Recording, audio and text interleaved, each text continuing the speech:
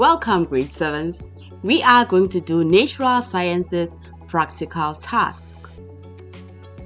Our task is going to be based on separating different kinds of mixtures. The first mixture that we are going to separate is going to be sand and water. And the kind of method that we are going to use to separate our sand and water is called filtration. And a beaker of... Let's make a mixture by pouring the sand into the beaker and giving it a stir.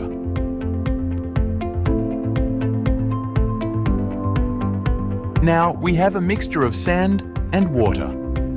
How can we separate the mixture back to its original components? When we have a mixture of a solid and a liquid, we can separate the mixture using a technique called filtration. Here we have a retort stand, glass funnel, filter paper and a beaker. Filter paper is a special kind of paper that helps us separate the solids from the liquids in a mixture. It's made of very tiny fibres pressed together that have teeny tiny holes in between them. When you pour the mixture over the filter paper in a funnel, the liquid can pass through the holes. But the solid pieces are too big to fit through, so they get trapped in the filter paper. Let's see this in action. Great! The mixture has been separated. The solid matter, the sand, is held by the filter paper. We call this the solid residue. The liquid, in this case water, passed through the filter paper. What's left in the beaker is just the water, which we call the filtrate.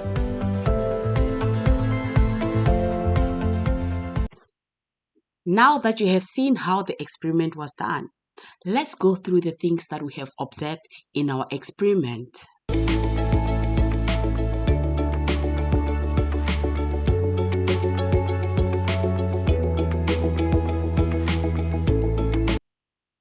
We are now moving on to a different mixture. This time around, we are going to separate salt and water. And the kind of method that we are going to use is separation. Some table salt, a teaspoon and a beaker of warm water. Let's add a teaspoonful of salt to the warm water and give it a stir. As we stir, notice how the salt grains are slowly disappearing in the water. This is happening because the salt is dissolving and becoming part of the water to form a saltwater solution. A solution is when a solid completely mixes and spreads out evenly into a liquid. In a solution, the liquid portion is called the solvent. In this case, water is the solvent, and the dissolved solid is known as the solute. Here, the salt is the solute. Now let's look at how we can get that solid salt back out of the solution. Here we have the saltwater solution in a beaker, along with a ring stand with gauze and a burner. When we light the burner, it heats up the solution. This causes the solvent portion, the liquid water, to change its state from a liquid to a gas called water vapor, a process called evaporation. Notice the level of water decreasing as more and more water evaporates into the air. When all of the water has evaporated, it leaves behind the solute, the dissolved salt. So in summary, dissolving salt in warm water creates a solution by evenly distributing the solid solute in the liquid solvent. Now that we have seen how our experiment was done, let's go through the observation that we have seen on the experiment.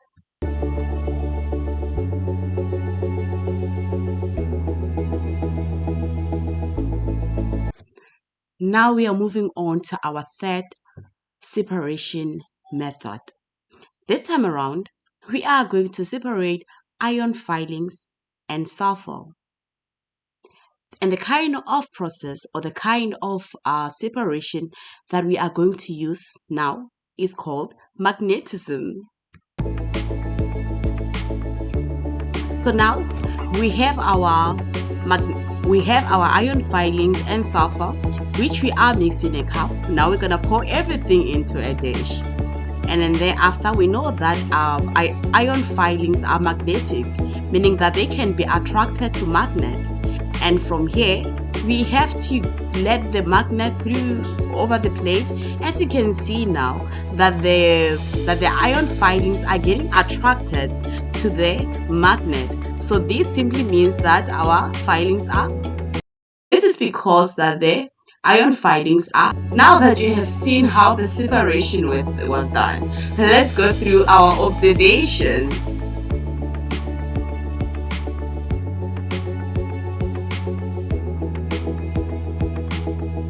We are almost done with the first part of our practical task. This time around, we are going to separate oil from water. So we are going to separate oil from water, or water from oil. So here's our separating funnel. So what we're going to do now, we're going to pour our oil into our separating funnel.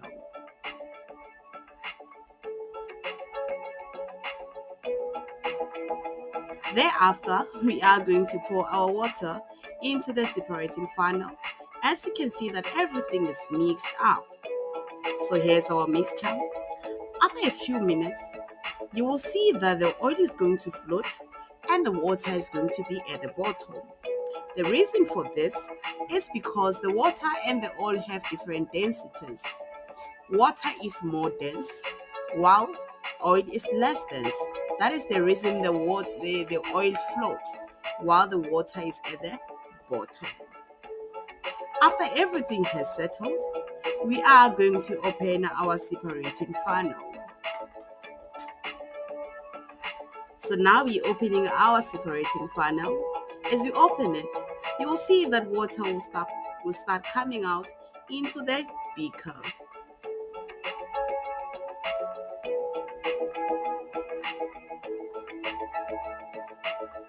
So here's our water coming out.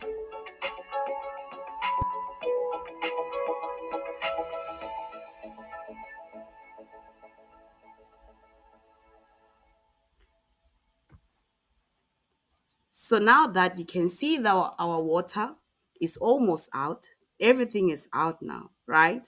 So this is the method that we use to separate our water from oil. So now let's go through our observation. So this here is the end of the first task. I wish you all the best in completing your task.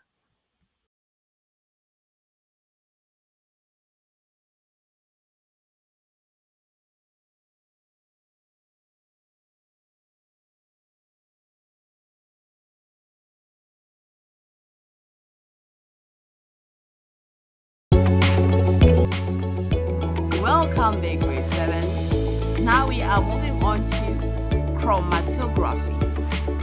In this experiment, we are going to experiment with ink. So how are we going to do it? So we know that chromatography is used to separate mixtures of different pigments. We know that a black ink is made of different colors. Everything has been mixed together to form the black color. Let's do the experiment so that you can see what different colors the pink ink is made of. So as you can see here, we have a paper where we have poured the black ink. As you can see that when we put that into a water, what happens? As you can see that we have different colors coming out. So this is what I was talking about when I say that the black ink is made of different colors. As you can see that we have separated the different colors that have been put together to make the black ink.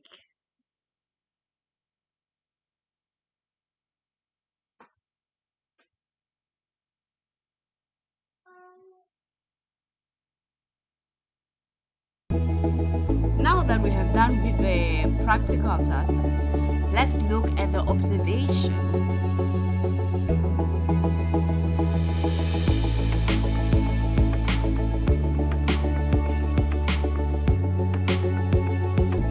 Now we are moving on to the decantation. We know that this is the process of separation of liquid from solid. form two layers at the bottom of a beaker. To separate the liquid layer from the solid layer, the liquid should be carefully poured off in a process called decantation.